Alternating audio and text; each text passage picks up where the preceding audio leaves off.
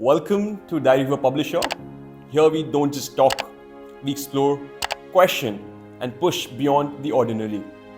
In this snippet, we dive into a moment that truly matters, and if you're ready to see things from a fresh perspective, you're at the right place. Let's get started. So US had a massive part in Chinese growth. We could say that. Yes. What are their relations at the moment? How do you see US and China trying to leverage each other's power? The relations are definitely not normal, but the two also understand that they need each other. We live in a world in which, economics is very important. For trade, China needs the US and the US needs China. Last year there was also this meeting between Biden and Xi Jinping. Why did the meeting have to happen despite the fact that relations are so tense? US is clearly supporting the NATO forces and Ukraine. Whereas even though China is showcasing that at the UN it is very, it's not taking a side, it is very clear from Chinese statements that it's on the side of Russia. So US and China are clearly on two different sides. With regards to Taiwan also, the two are completely on different sides. Even with regards to India, the two are on completely different sides. Last year, the US did pass a statement saying that Arunachal is an integral part of India, the only country in the world who has done that. So even on India, US and China are completely apart. But there are a lot of, this is elections year for the US, for Biden. And every political person wants to stay in power. There are a lot of Americans of Chinese origin in the US. If you would have seen footage from last year when Xi Jinping went there were scores of Chinese flags which were being waved. These were by, American citizens of Chinese origin. They are a vote bank, of course. How do you leverage them?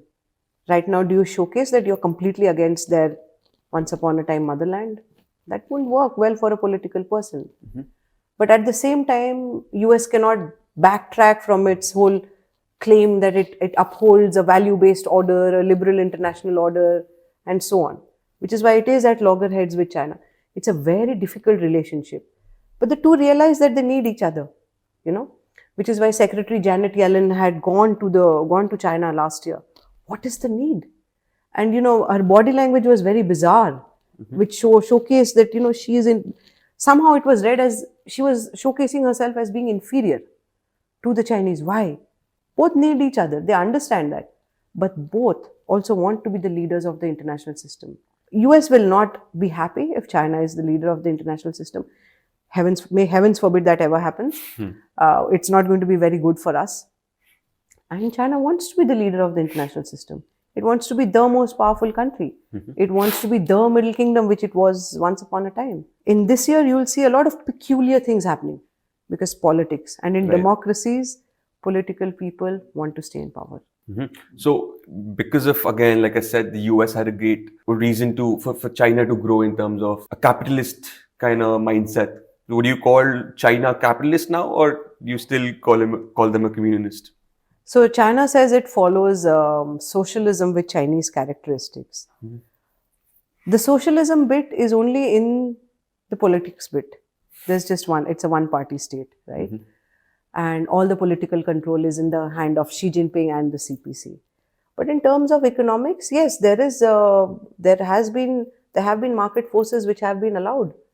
You see Chinese consumers having all sorts of Gucci's and Pradas and all sorts of things. All of these, MNCs have made a huge mark in China, and a lot of them are reaping benefits from the Chinese market.